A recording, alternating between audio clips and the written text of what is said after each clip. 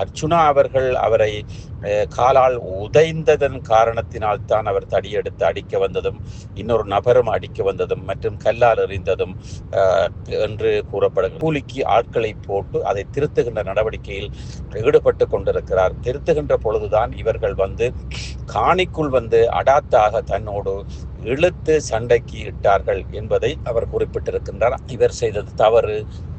இப்பொழுது இவர் தன்னை அறியாமல் துப்பாக்கியை செய்வேன் என்று கூறியவர், காதுக்குள் புகை வரும் என்று கூறியவர், ஆனால் இப்பொழுது கையிலே எடுத்து விட்டார். இன்னொரு நாளைக்கு அடுத்த கட்டம் உயர்வாக சென்று அடுத்த கட்டத்துக்கு சென்று யாரையாவது போட்டு தள்ளிவிடுவாரோ, அதாவது தன்னிலை அறியாமல் இவர் செய்து கொண்டிருக்கின்ற சேஷ்டைகள், இந்த சேட்டைகளுக்கு அவர்கள் அப்படி விமர்சனங்களை எழுதியிருக்கிறார்கள். வணக்கம் லங்காஃபர் ஊடக நேயர்களே, மீண்டும் ஒரு சிறப்பு செய்தியோடு சந்திக்கின்றேன். இலங்கையா தமிழ் பகுதி வடக்கு கிழக்கு என்றாலே, அதுவும் யாழ்ப்பாணம் என்றாலே ஏதோ ஒரு ரெண்டிங்கான வைரலான செய்திக்கு பஞ்சமில்லாத இடம் என்று கூறப்படுகிறது.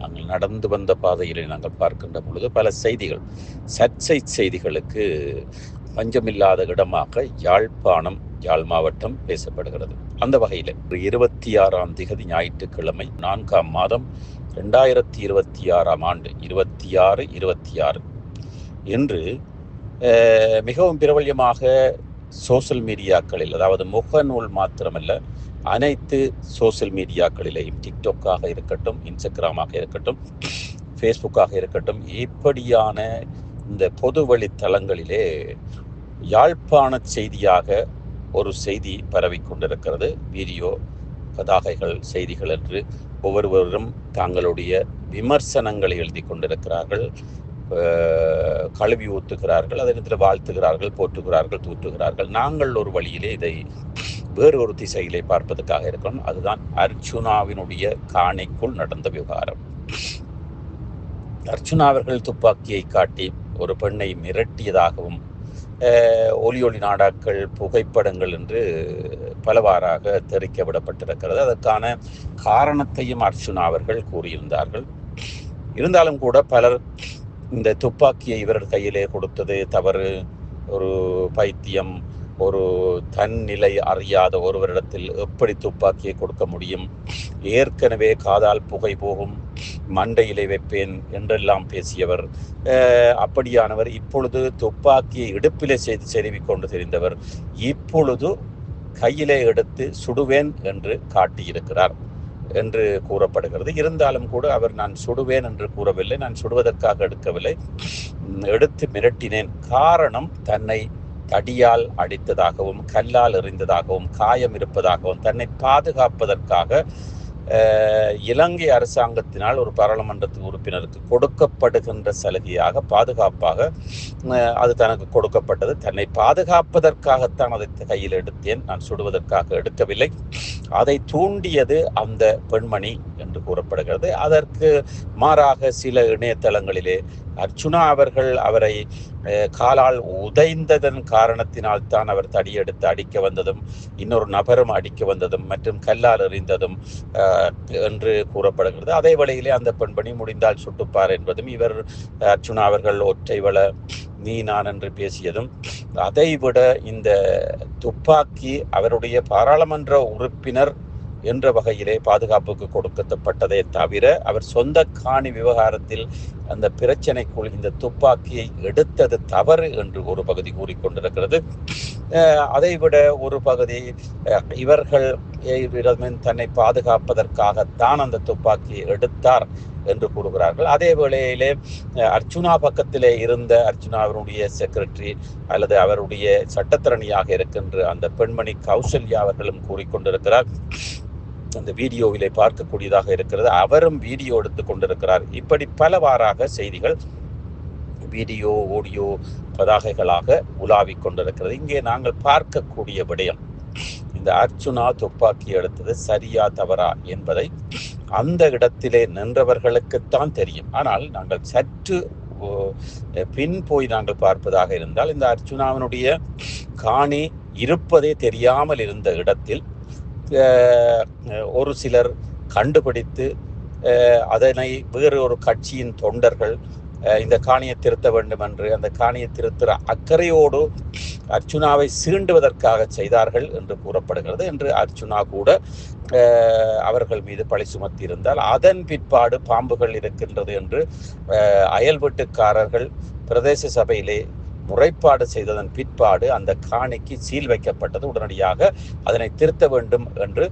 அர்ச்சுனாவுக்கு கட்டளையிடப்பட்டது. அதன் காரணத்தினால் அவர் கூலிக்கு ஆட்களை போட்டு அதை திருத்துகின்ற நடவடிக்கையில் ஈடுபட்டு கொண்டிருக்கிறார். திருத்துகின்ற பொழுதுதான் இவர்கள் காணிக்குள் அடாத்தாக தன்னோடு இழுத்து சண்டைக்கு இட்டார்கள் என்பதை அவர் குறிப்பிட்டிருக்கின்றார். அதிலே அர்ச்சுனா பக்கத்திலே நாங்கள் ஒரு விடயத்தை பார்க்கக்கூடியதாக அவர் காணியை திருத்தி கொண்டிருக்கிறார். அந்த காணிக்கு உள்ளே ஒரு சிலர் கூட்டமாக அவரை சீண்டுகின்ற வகையிலே பேசியிருப்பதும் நாங்கள் பார்க்கக்கூடியதாக இருக்கிறது. அதற்காக துப்பாக்கியை எடுத்து காட்டலாமா என்று பார்க்கின்ற பொழுது அது சற்று நெருடலான ஒரு விடயமாக இருக்கிறது. அதற்கு பதில் கூற முடியாத விடயமாக இருக்கிறது. ஆனால் அதற்கு பதில் கூறுவதற்கு சட்டம் தன்னுடைய வேலையை செய்யும். அதே வழியிலே அந்த பெண்மணி கைது செய்யப்பட்டதாக கூறப்படுகிறது. அந்த அர்ச்சுனாவினுடைய துப்பாக்கி காட்டியது விடயம் போல வேறு ஒரு விடயம் கண்டி பகுதியை சேர்ந்த ஒரு மொட்டு கட்சியினுடைய ஒரு சிங்கள அமைச்சர் ஒருவர் சிறைச்சாலைக்கு சென்றிருந்த போது அந்த சிறைச்சாலையிலே ஒரு தமிழ் அரசியல் கைதியை பார்த்து அவர் தன்னுடைய கையிலே வைத்திருந்த அந்த துப்பாக்கியை மண்டையிலே வைத்து தலையிலே வைத்து சுடுவேன் என்ற துணியிலே பேசியது பலவாறாக பேசப்பட்டு அவர் கைது செய்யப்பட்டு தண்டனையும் கொடுக்கப்பட்டதாக கூறப்படுகிறது. அதன் பிற்பாடு அவர் இந்த அமைச்சர் பதவியிலிருந்து விலகி விட்டாரோ அல்லது விலக்கப்பட்டு விட்டாரோ என்ற செய்தியும் இருக்கிறது. அந்த வகையிலே பார்க்கின்ற பொழுது அர்ச்சுனா தனக்கு பாதுகாப்புக்கு கொடுக்கப்பட்ட இந்த துப்பாக்கியை இந்த தருணத்தில் எடுத்திருக்கக்கூடாது, எடுத்ததன் காரணத்தினால் அவர் தண்டிக்கப்படுவார், சிறையில் தள்ளப்படுவார் என்று கூறப்படுகிறது. சரி, தவறை தாண்டி ஒரு சிலர் எழுதி கொண்டிருக்கிறார்கள், இவரை சிறையில் தள்ள வேண்டும், இவருடைய துப்பாக்கியை பறிக்க வேண்டும், இவர் செய்தது தவறு, இப்பொழுது இவர் தன்னை அறியாமல் துப்பாக்கியை செய்வேன் என்று கூறியவர், காதுக்குள் புகை வரும் என்று கூறியவர், ஆனால் இப்பொழுது கையிலே எடுத்து விட்டார். இன்னொரு நாளைக்கு அடுத்த கட்டம் உயர்வாக சென்று அடுத்த கட்டத்துக்கு சென்று யாரையாவது போட்டு தள்ளி விடுவாரோ, அதாவது தன்னிலை அறியாமல் இவர் செய்து கொண்டிருக்கின்ற சேஷ்டைகள், இந்த சேட்டைகளுக்கு அவர்கள் அப்படி விமர்சனங்களை எழுதியிருக்கிறார்கள். இதிலே நாங்கள் சரி தவறு என்பதை எங்களுடைய ஊடகத்தால் நாங்கள் கூற முடியாது. காரணம், சட்டம் இருக்கிறது, சட்டத்துக்குத்தான் தெரியும். அந்த நேரத்திலே அர்ச்சுனா, கௌசல்யா ஒரு புறமும் மற்ற புறம் ஒரு 7-8 அயல் வீட்டுக்காரர்களும் நின்றிருக்கிறார்கள். இவர்களுக்குத்தான் உண்மை தெரியும். அந்த போலீசார் அங்கே துப்பு துலக்கியதும் போலீசார் விசாரணை செய்ததும் பிற்பாடுதான் இது யார் செய்த தவறு சரி என்பதை அந்த சட்டம்தான் முடிவெடுக்க வேண்டும். அந்த சட்டம்தான் அதற்கான தீர்ப்பை எழுத வேண்டும். அந்த வகையிலே இந்த யாழ்ப்பாணத்திலே நடைபெறுகின்ற இப்படியான விடயங்கள், இது மாத்திரமல்ல, பல விடயங்களிலே சர்ச்சைகளிலே அர்ச்சுனா அவர்கள் அடிதடியிலே இறங்கி மற்றும் வைத்தியசாலைக்கு சென்று இப்படி பல விடயங்களை அவர் தன்னை அறியாமல் செய்து மாட்டுப்பட்டிருக்கிறார். அங்கே ஒவ்வொரு இடங்களிலேயும் வழக்குகளும் பதியப்பட்டிருக்கிறது. அவருடைய 30 வழக்குக்கு மேற்பட்ட வழக்கு அவருக்கு மேல் பதியப்பட்டிருக்கிறது. இதுவும் அவருடைய குற்றமாக கருதப்படுமா? அவர் தண்டிக்கப்படுவாரா? இல்லை, அது குற்றம் அல்ல, தன்னை பாதுகாப்பதற்காக செய்தாரா இல்லையா என்பதை சட்டம்தான் முடிவெடுக்க வேண்டும், காவல்துறை தான் முடிவெடுக்க வேண்டும். அந்த உண்மைகளை அந்த இருதரப்புக்கும் தான் தெரியும். ஆனால் முகநூலிலே வருகின்ற செய்திகளை, ஆதரவாகவும் எதிராகவும் வருகின்ற செய்திகளை முழுமையாக நம்ப முடியாது. இது மாத்திரமல்ல, பல செய்திகள் அப்படி வந்திருக்கின்றன. அதன் பிற்பாடு அது பொய் என்று நிரூபிக்கப்பட்டிருக்கிறது. சில செய்திகள் பொய் என்று கூறப்பட்டது, ஆனால் உண்மை என்று நிரூபிக்கப்பட்டிருக்கிறது. அந்த வகையிலே நாங்களும் பொறுத்திருந்து பார்ப்போம். இது அடுத்த கட்டம் என்ன நடக்கப் போகின்றது, என்ன முடிவு வரப்போகின்றது, யாரிலே குற்றம் என்பதை அனுரா அரசாங்கத்திலே இருக்கின்ற இந்த காவல்துறை நிச்சயமாக அந்த முடிவுக்கு கொண்டு வரும். அதற்கான பதில் 1-2 நாட்களிலே எங்களுக்கு கிடைக்கும், மக்களுக்கு கிடைக்கும், அறிய தருவார்கள் என்பதை லங்காபூர் ஊடகம் தெரிவித்துக் கொண்டு விடைபெறுகிறோம். நன்றி, வணக்கம். இலங்கையர். சுவிட்சர்லாந்துல வீடு வாங்க போறீங்க, இல்ல ஆல்ரெடி உங்களுக்கு அங்க வீடு இருக்குன்னா, இந்த வீடியோ உங்களுக்காக தான். ஸோ ஸ்கிப் பண்ணாம ஃபுல்லா பாருங்க. ஒரு மனிதனுக்கு வீடு அப்படிங்கிறது ரொம்பவே அத்தியாவசிய தேவை. அத்தியாவசிய தேவைகள்ல முக்கியமான பங்கு வகிக்கிறதே இந்த வீடு தான்.